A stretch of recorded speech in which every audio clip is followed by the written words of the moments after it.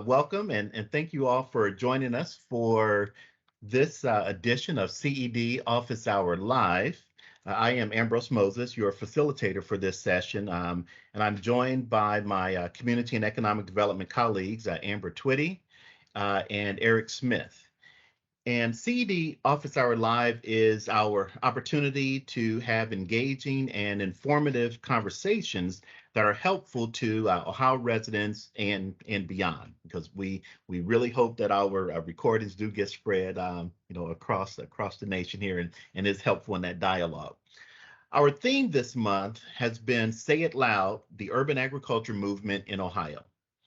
As we endeavor to organize and mobilize efforts to modify, strengthen, and grow the urban agriculture movement, we would like to further our discussion and fill in more of the topics that we covered this month.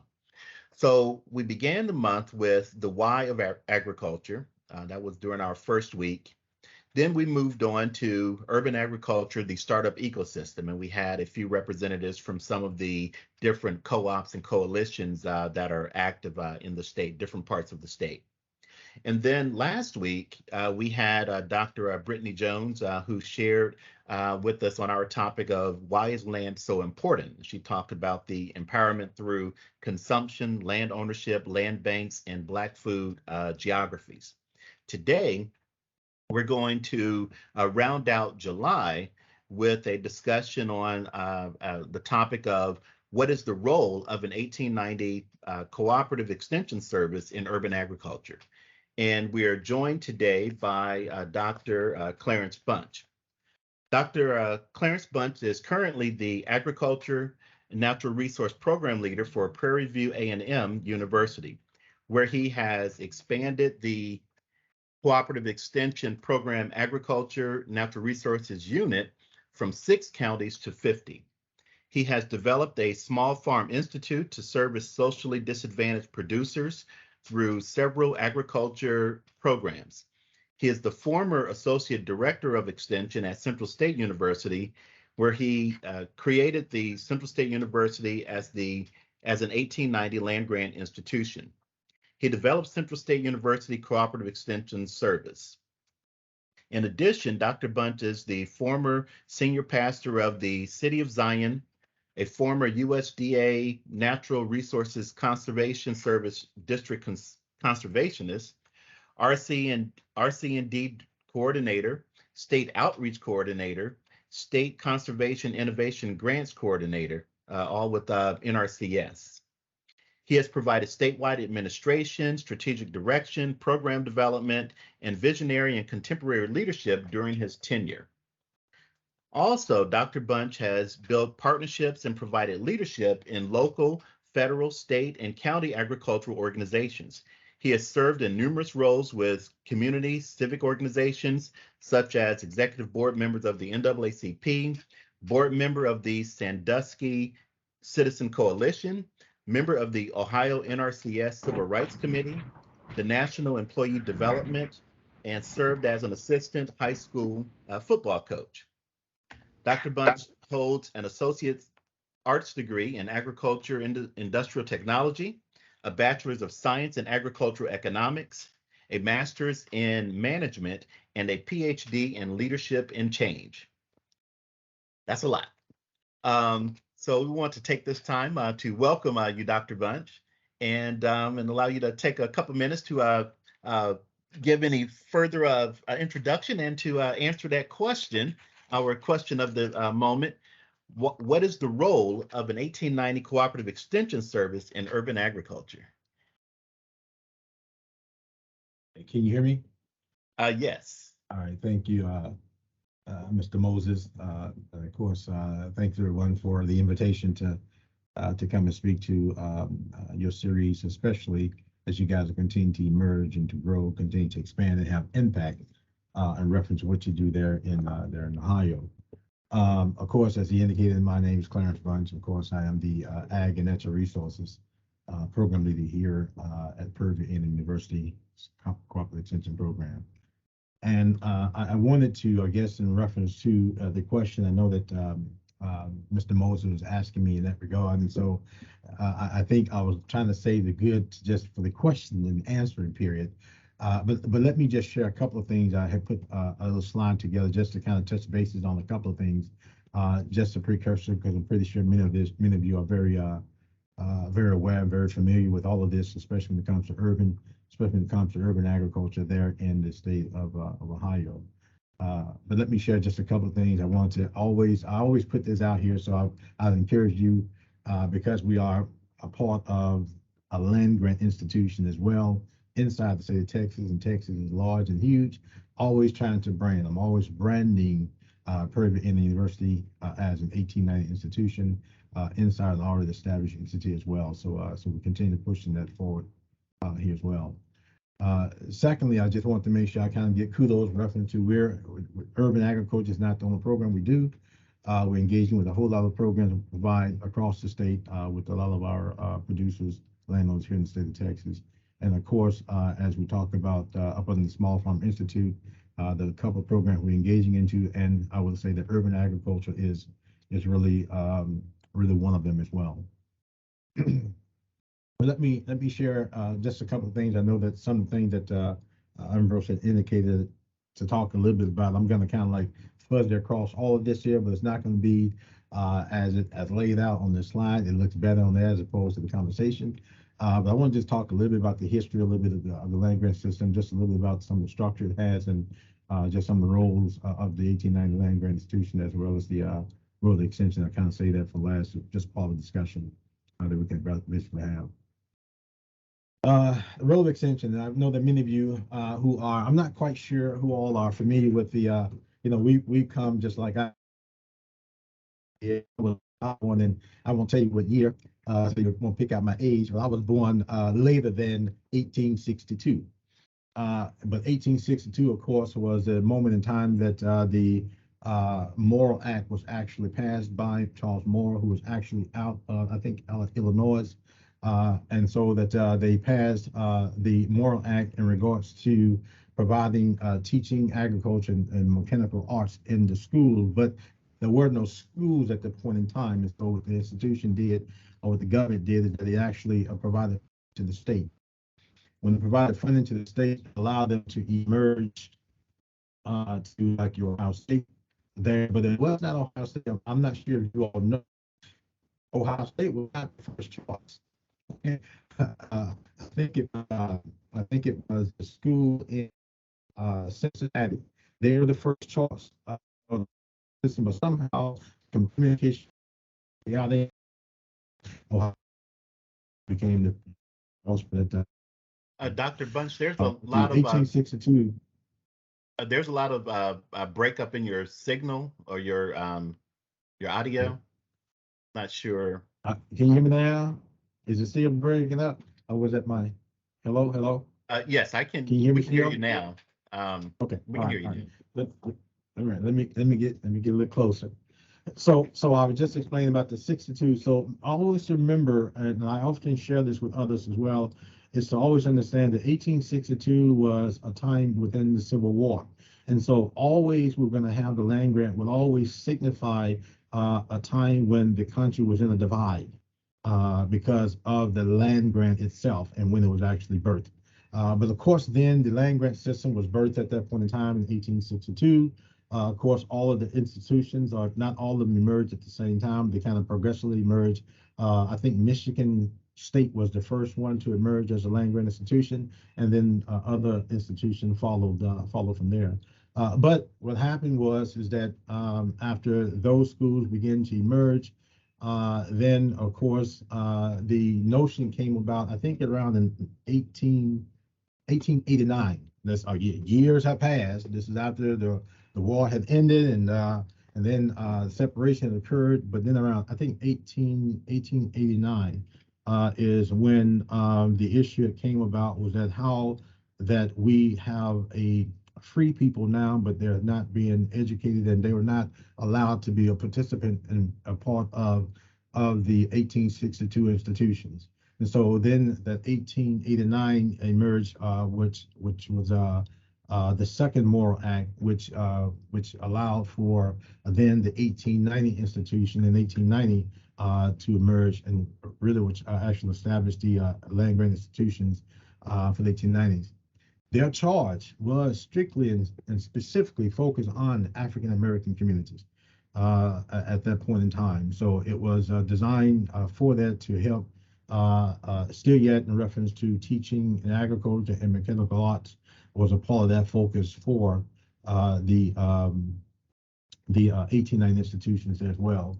And so, and since then, it's still the same focus of the 1890 institution is to be able to reach and to provide education within the African American communities.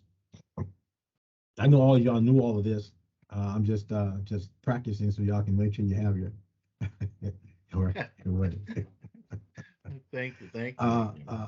and so I wanted to share that with you because I will say, if I can pause just for a moment, that it is absolutely and really critical now for the 1890 community to really to get engaged inside of your urban areas.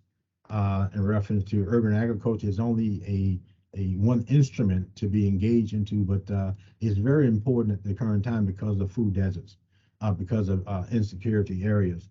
And these are areas that are really laden inside of what I did a presentation on with the mini land grant institutions.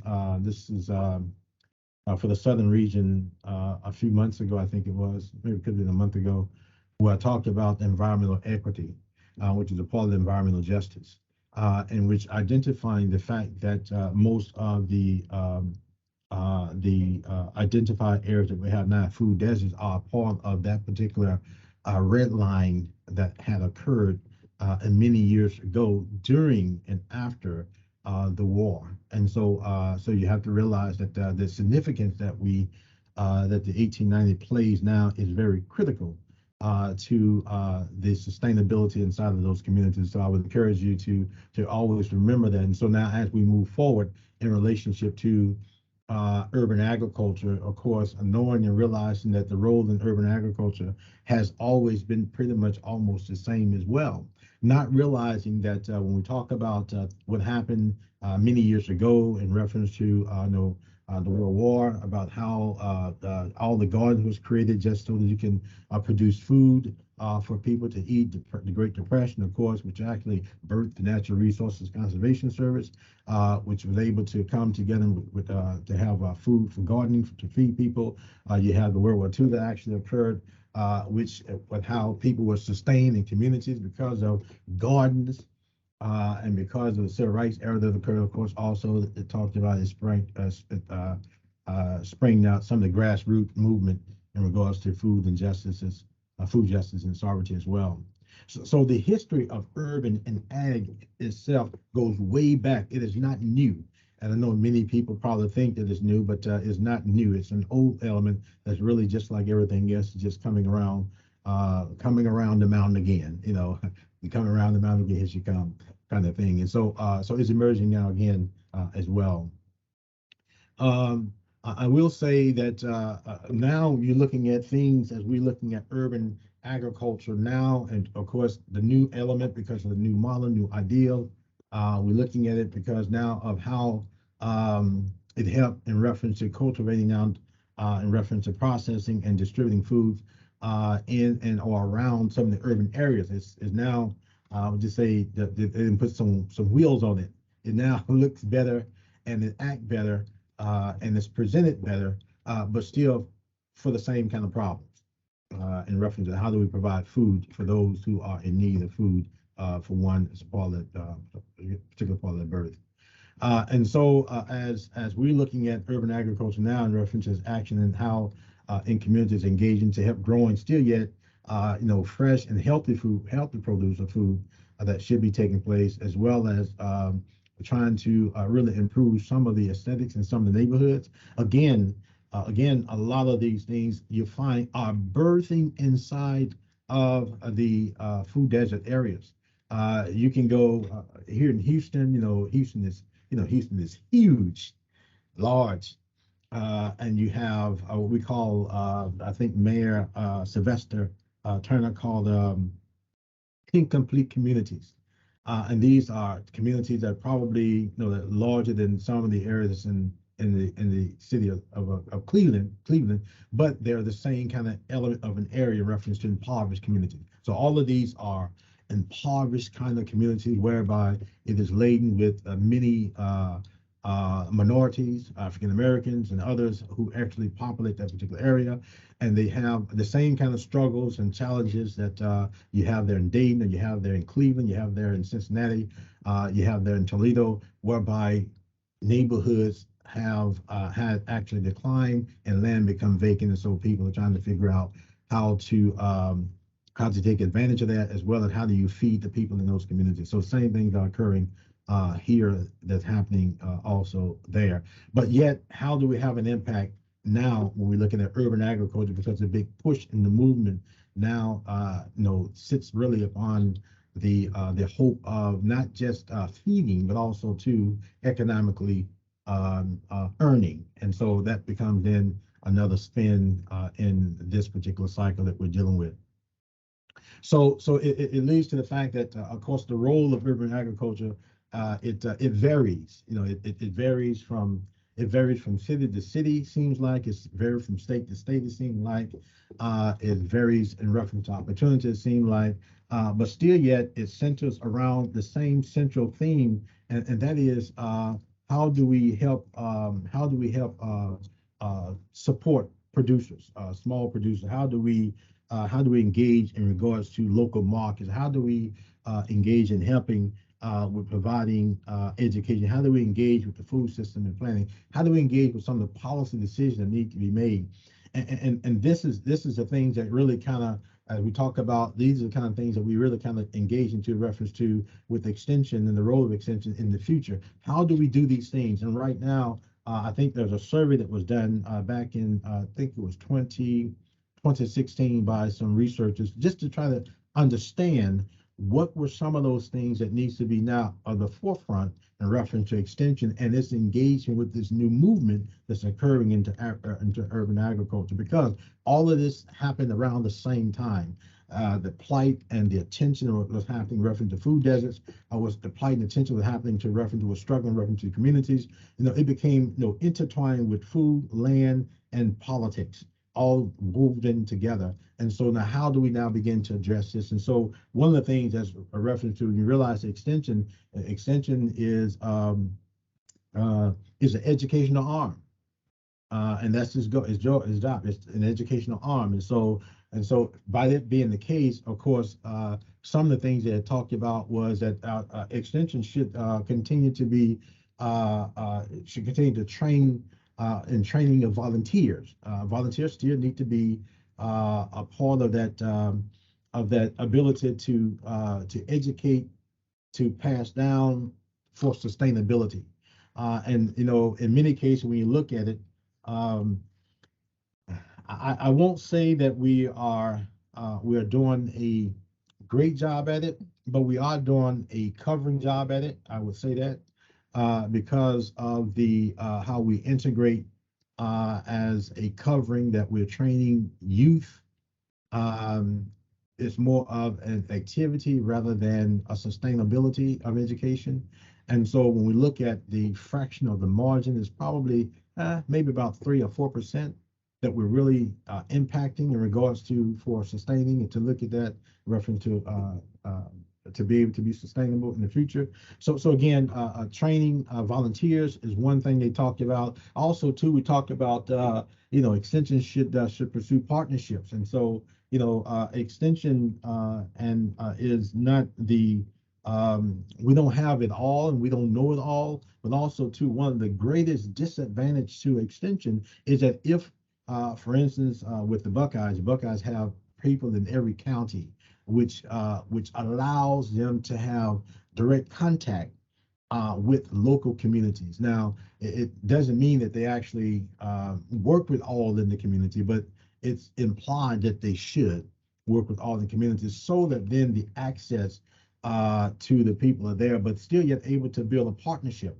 with others who are emerging, who have additional hands and feet, because it's all about the main objective that centers around the urban push at the current time. That is, how do we help feed people? And how do we help sustain others in the community? How do we continue to build it? So Extension should pursue partnerships that with new as well as existing partners as well. And I share and say this, and I'm not sure if Central State is engaging, if they've been contacted by Microsoft. I'm not sure if you guys had that particular discussion, but Microsoft is reaching out to 1890 institutions to be engaging into them, to help work with them in partnershiping to address issues such as broadbanding, or to address issues of how can the extension do a more succinct job of providing assistance to producers there in the county. So we're working with them. I've actually met with them in Atlanta as well, trying to get that kind of service here in Texas, because Texas is big, but it also has a lot of rural communities as well, and broadbanding is an issue, as well as how can we provide different services so we can provide what they need to have educational wise as well. So right now, that's kind of an unfolding thing in relationship to our institute with Microsoft, but I'm pretty sure that's an opportunity to be there for Central as well. Third thing is Extension should assist with funding. In many cases, I'm not quite sure if the Buckeyes, I'm not sure if Central offers, some type of financial assistance through any of the programs there with the urban producers there in the area, or the partners there in the counties.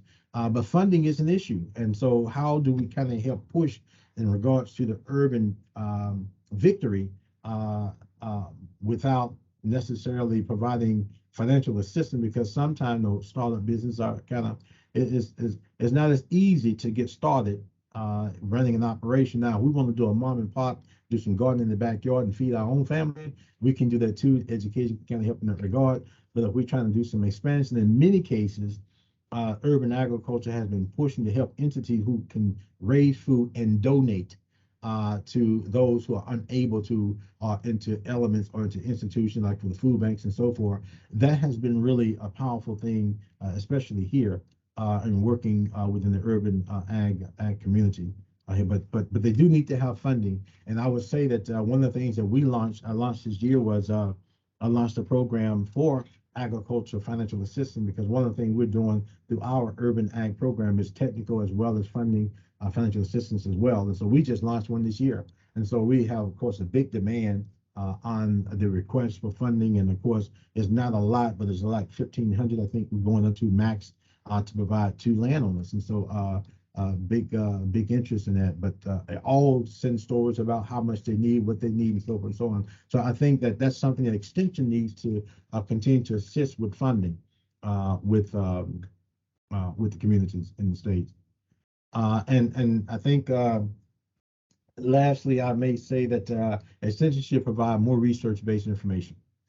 There's not a lot of research-based information that has been in existence. There are some that actually been created at the current time, but there's not a lot, because when we get into urban agriculture, it doesn't only include garden, but it include aquaponics, hydroponics. It include I think Ambrose was talking something about to one of the individuals about micro farms. So we're talking about in reference to from an enterprise standpoint of how do we get engaged and help them with some of those kind of things that needs to be laid out and structured as well.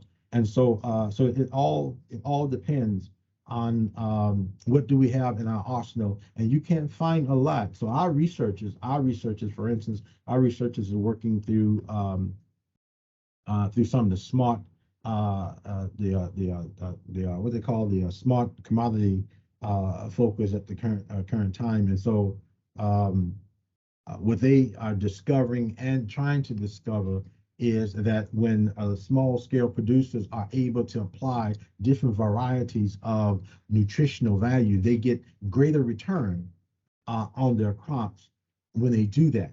But of course, you're talking about abstracting that. We're working on getting publication stuff created now from that research that's been happening, so that can be shared, so that then the small producers can know how to, instead of getting 3 yields on a corn, sweet corn, they get 5 or 6.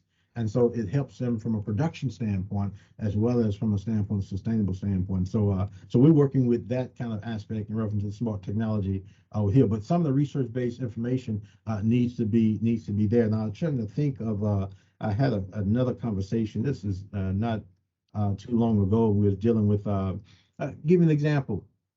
Well, it's hot here. It may not be a good example, but it's hot here. So water. We often talk about y'all don't have this problem. I'll talk about water and water use. For small scale producers who are watering their crops, whether they're watering it for production or watering it for sustainability at home, or you're watering just for the standpoint of for feeding your own family. Um, you know, I'm not. I can't tell you if there's a certain temperature that the sun produced based on the number of hours that they shouldn't water the plants. So the watering, we find out that even though it is necessary, but if you water in certain times of the day at the wrong time, you burn up the crop. So you're burning because the temperature is so hot that it heats up the water and it cooks the water. So it's like putting an egg inside of some water to boil. And so that's what's been happening. I had a producer came and complained to one of the specialists and say, "Well, you told me to put these amendments into my fertilization, and so my crop died." And I said, was it based on research-based information? And he said, no. I said, well, always stick to research-based information. I said, tell them to get it tested first, and then give them science-related information about how to be sustainable. So these things in urban agriculture is going to continue to unfold. And you find that, I know that you guys, in Houston, I mean, in Ohio. I know that, I think when the chief Terry Cosby was there, Cleveland was it was a pilot, and many people that know that pilot for how do you sustain, especially for a continued growing season from urban agriculture perspective, where they're putting up all the high tunnels there in the Cleveland area. And I think he got recognized for that type of movement that was occurring there as well. So you got urban agriculture that is birthing, I think, in Georgia in regards to rooftop farming that has been very been pushed in everywhere as well. And so everybody is engaging into a different method of the urban approach. But the question becomes, how do you take, from an extension perspective, how do you take advantage of being leaders in reference to pointing the direction for sustainability within the communities?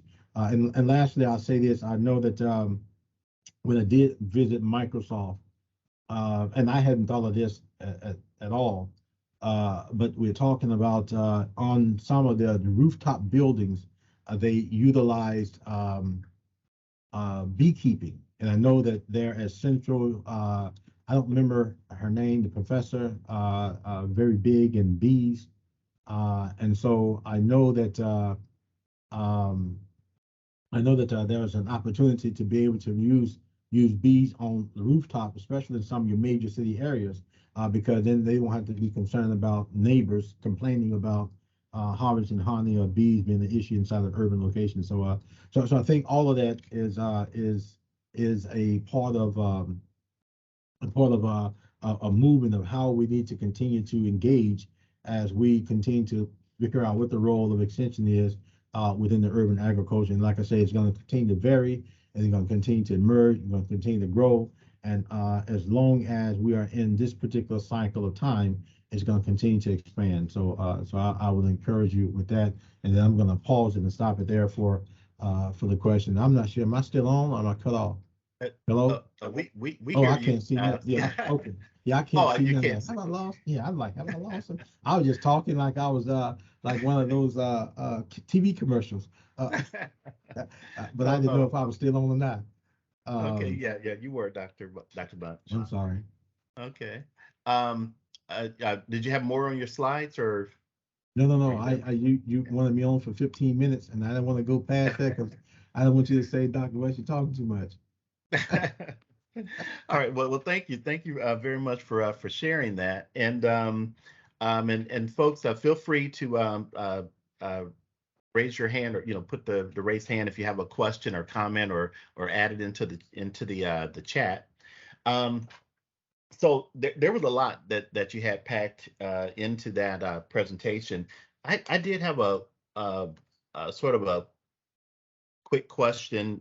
Um, when looking at the urban ag landscape in Ohio, when you were here and you started uh, putting out the county agents and you selected the urban counties, to as the initial presence for extension.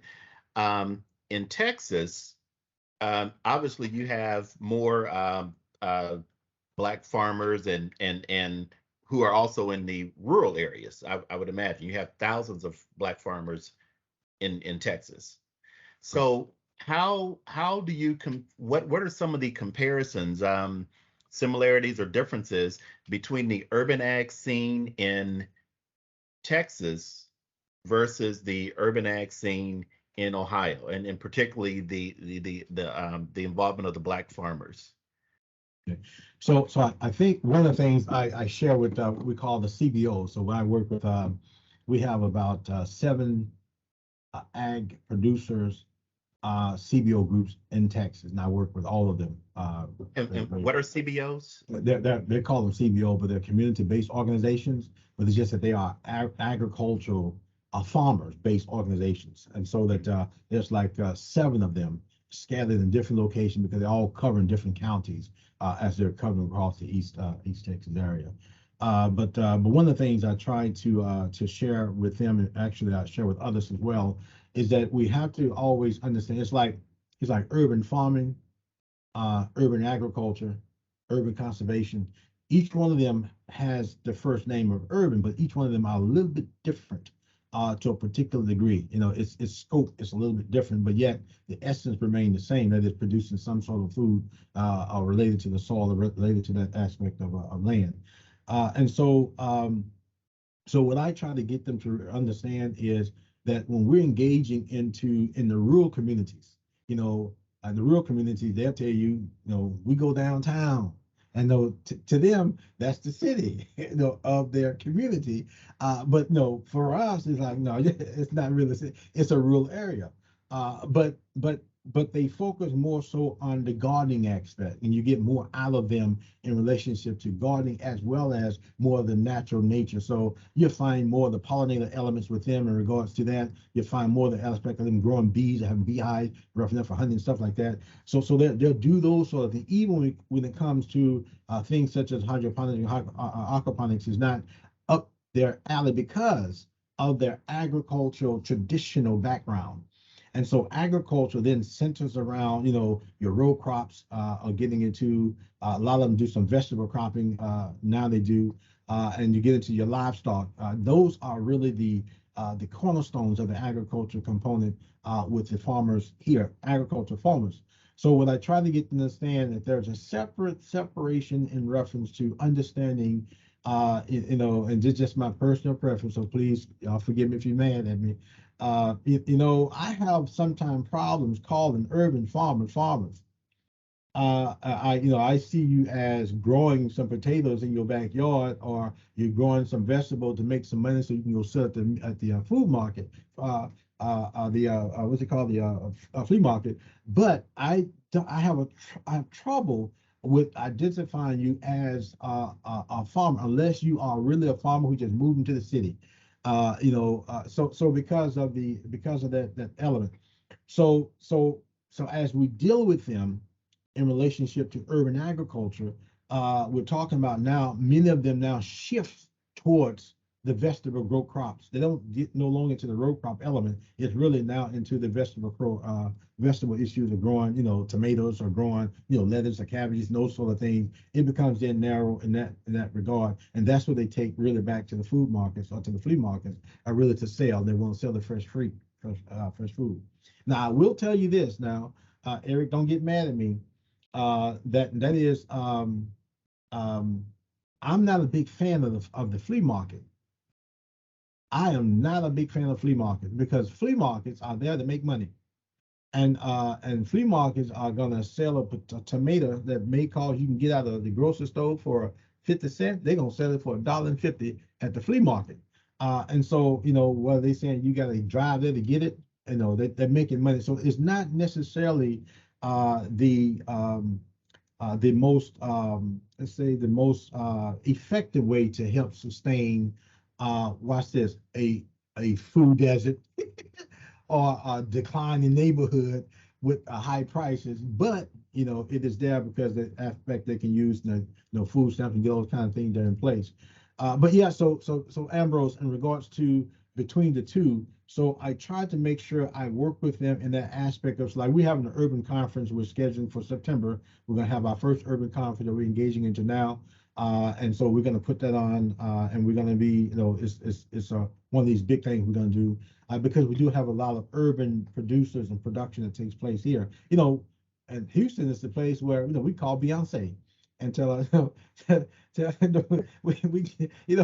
we have all this celebrities that are taking place, and so urban agriculture is really up and running in many different places across the state of Texas. But the thing here, what's going to be surprising to you is that NRCS in Texas is just now moving along with urban agriculture. So they are like light years behind in regards to the comprehension understanding. I have a grant with them, and a part of my grant is to help create education. I'm trying to transition them from urban conservation mindset to urban agriculture mindset, and letting them understand that the urban agriculture, its goal is in reference to food deserts, to helping these communities to grow food. It's not to come in talking about putting up barriers for conservation purposes. Mm-hmm.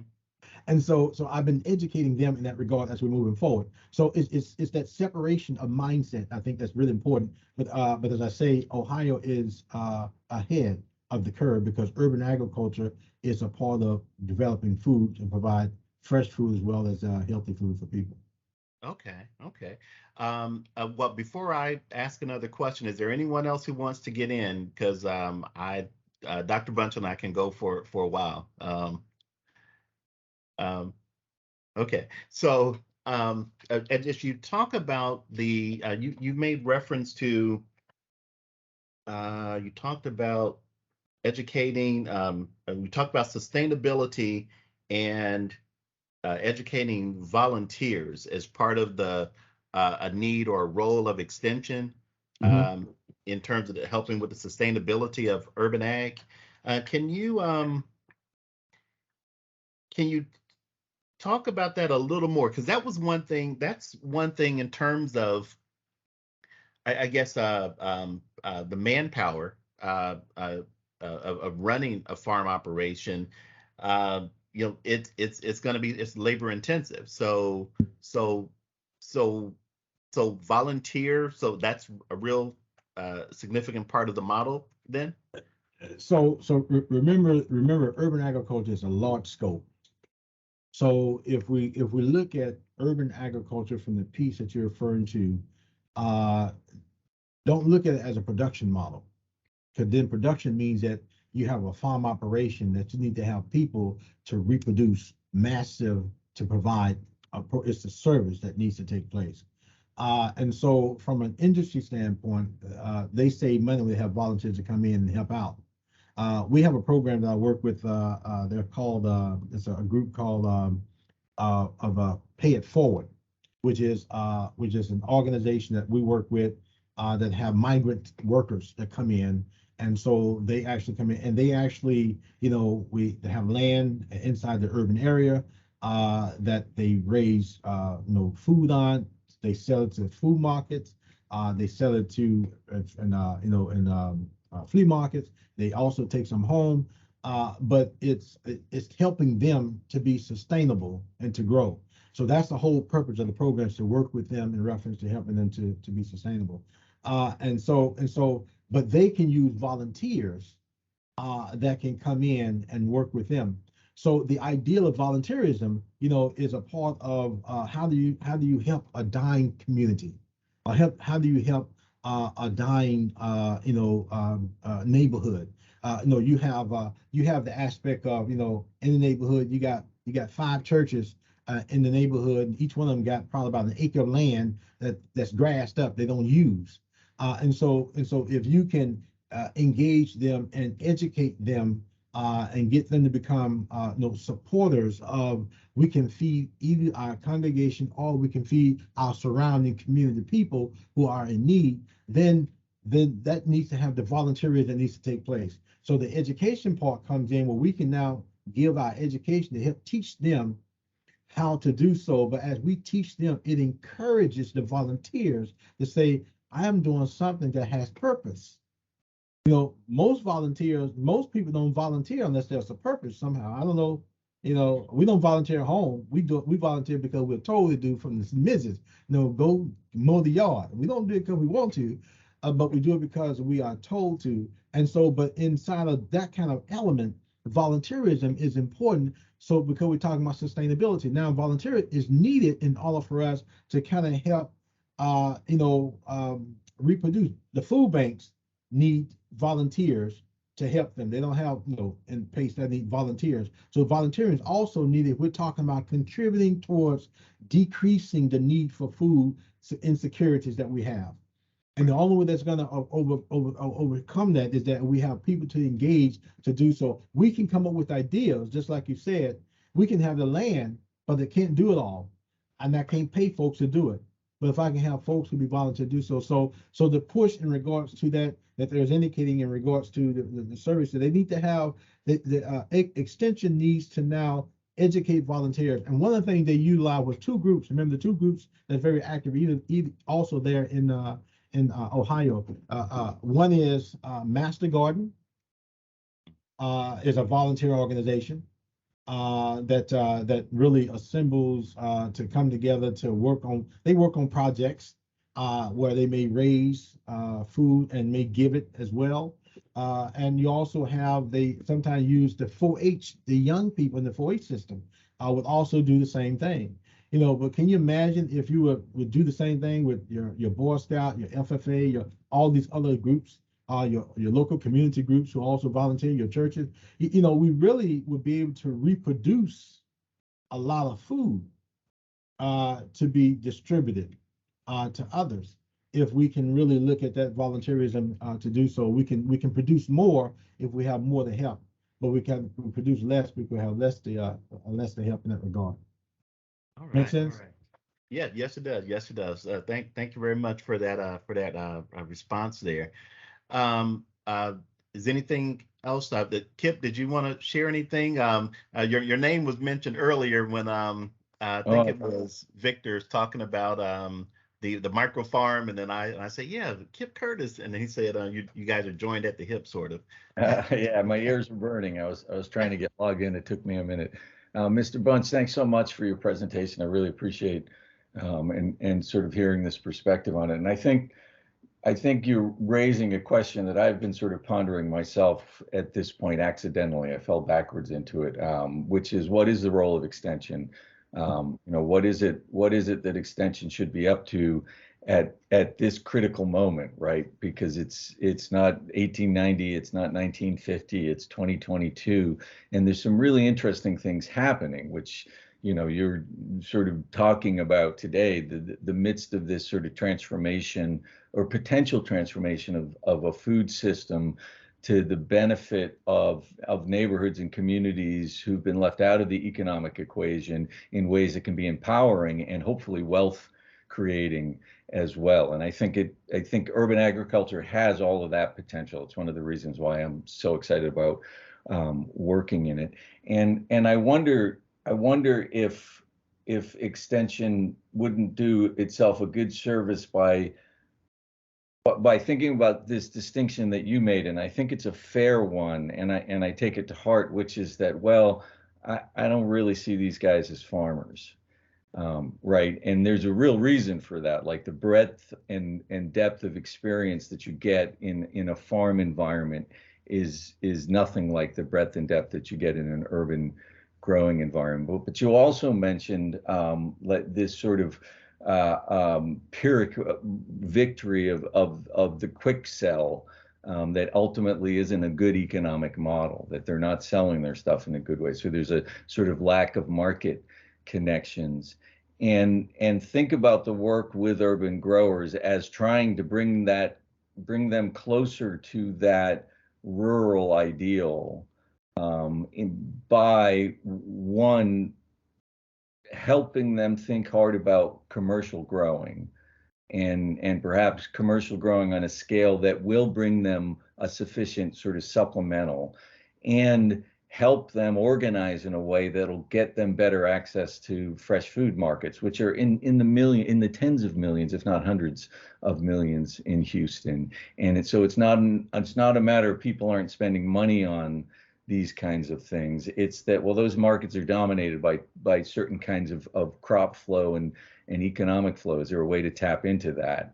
And that these growers can do that together, which means, I mean, this is what I've been noticing, because I work with OSU Extension as well as CSU Extension here in Ohio, is that the extension approach is kind of twofold. One, to kind of wait for a question from the farmer. So you're kind of, the loudest, squeakiest wheel gets the questions, and who's the squeakiest wheel, and it's kind of extension drifts in that direction. And I don't think urban ag has been a real squeaky wheel in that regard. But two, to sort of actually be in the position of helping the community organize around what might be some powerful institutional tools, and in particular, I think the cooperative model, because any small urban site on its own is just hamstrung with everything to be able to find the markets, keep the buyer relationships, grow the crops, do the plans, keep the finances. But if they're growing a crop plan that a cooperative's already sold for them, they at least have a fighting chance of being successful on a small site. And then the aggregation of several of them doing that can be enough for the kind of buyer relationships that can bring high dollars. And that like a heavy lift into something like that might also be a role for extension. Anyway, some pondering thoughts in the urban agriculture space.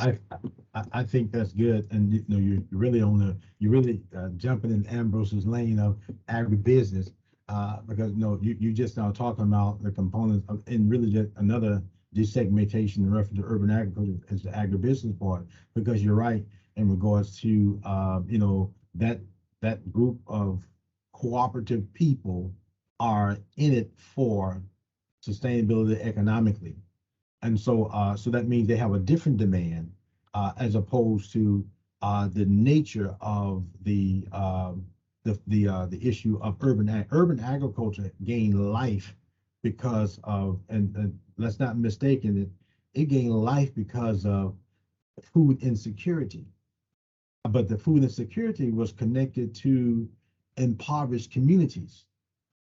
And so it gained light, and then, like everything else, it mutated.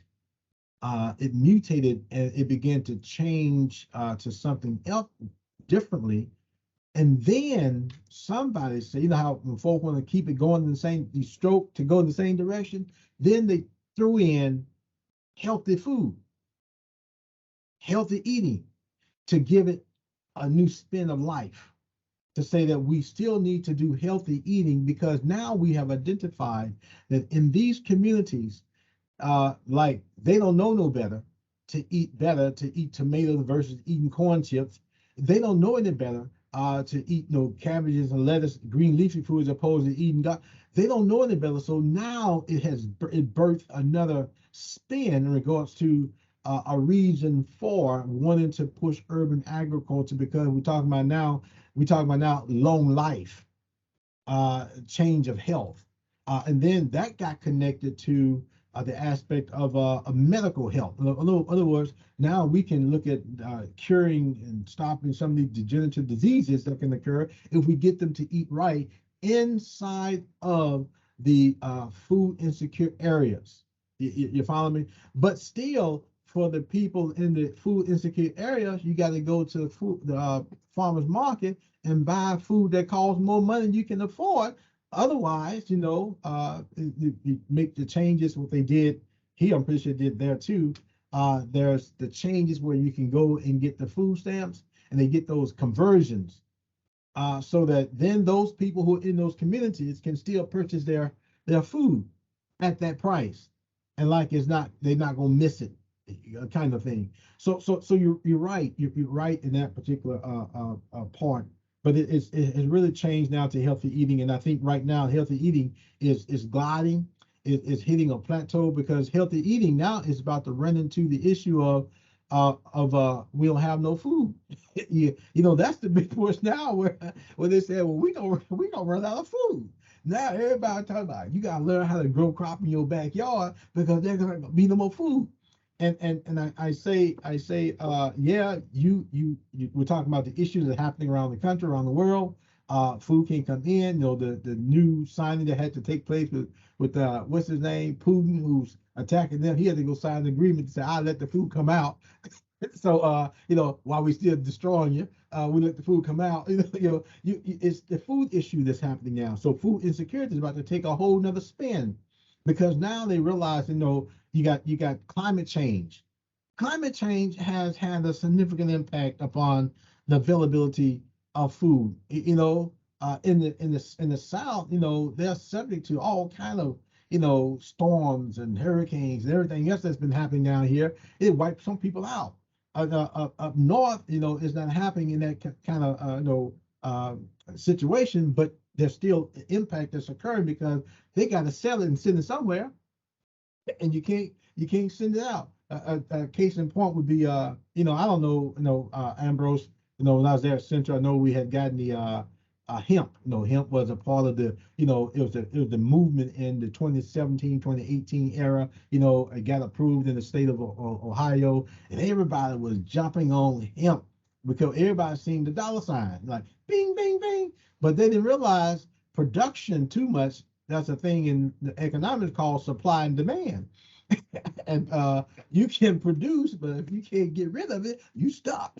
Then you're gonna look at value added markets, and the value added market for hemp is what? Come on, what is it? What's the value market for hemp? What's the value market for hemp? Is marijuana, because if you can't get it sold as hemp was supposed to be something good for you, you then gravitate over to the other product. You can sell it behind in the other market. You follow me? So who's gonna cut it up and go burn it? Not too many people gonna cut it up and go burn it. They're gonna try to make money because it's a loss for them. So again, we're evolving. Extension is evolving, and so today's answer may not be the necessary answer for tomorrow, but it is an answer that basically can kind of help us glide towards tomorrow. But the problem is, I think, Curtis, Kent, what you were basically pointing out was, it's the visionary effect. We are reactionaries, not necessarily planners, and so we react because this is the curse to extension. We are all looking for relevance. No, Buckeyes are competing against A&M. A&M is competing against LSU. We're all looking for relevance, and so we're looking at relevance that make us react, not allow us to plan. So we jump on any and everything, and sometimes that kind of behavior could be more detrimental because it sends us in circles. And I think that pretty much what we're going to now is circle. And while we're circling around, climate change has come. And unless you praying and saying, Lord, have mercy, you have no control because you don't control the climate. You're without power, so you are helpless. And so as extension role continue to engage in reference to urban agriculture then is gonna narrow itself back to the point where it's gonna come back to the basic of back many years ago, when the family used to raise its food to sustain itself. Now that right there is the full circle that needs to happen. That if we can teach every household how to the necessary food that they eat for healthy eating, with tomatoes or cabbage, teach them that in reference to their own pieces, whether it be from a hydroponic perspective, inside, indoors, or whether it be from the small, less than an acre scale that is engaged into. Once we begin to teach them that, we create sustainability. Because like when we all grew up, our parents used to be able to share our food with the neighbor. That's when we was neighborly back when we was growing up. They ain't neighborly now. You don't know who on the side of you nowadays, right? You don't want to knock on no door because you don't know someone gonna pull you in or kick you out or shoot at you. So it's the same thing. But I think once I think Extension needs to look at that as an end goal. How can we empower the families? Okay. Because it's the families that's going to benefit and be a part of sustainability, and Right. that's not the focus of Extension. That's the Extension's focus. Extension focus is on the is on the bling bling of technology, and I tell them here, I'm not crazy about technology. As I told Microsoft, technology is good, but your technology can't help the people who don't have. And your technology requires something that people don't have either. That's money to make that happen. Ain't no sense. Let's figure out how to fill the gap, and then we figure out how to bring them along. And that's what I share with them about being impactful and being effective. Wow.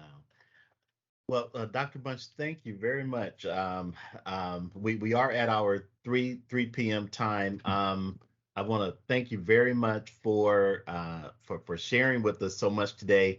I really almost wish we had another period of time that we could do this. But some of the questions that come up, I think that I'm going to give Amber a moment to talk about the sessions for next month. But what you're making reference to in terms of sort of this full circle, getting back to sort of teaching and empowering families, households to be able to have some more sustainability in terms of their food supply.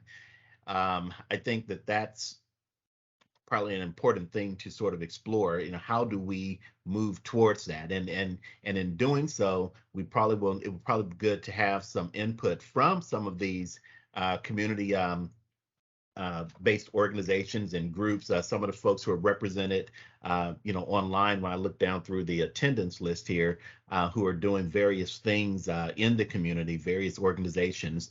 I know we don't have all the time here to do it here today, but I did want to give I want to thank you first of all, and then also to give a minute here for my colleagues Amber and Eric. Any final words?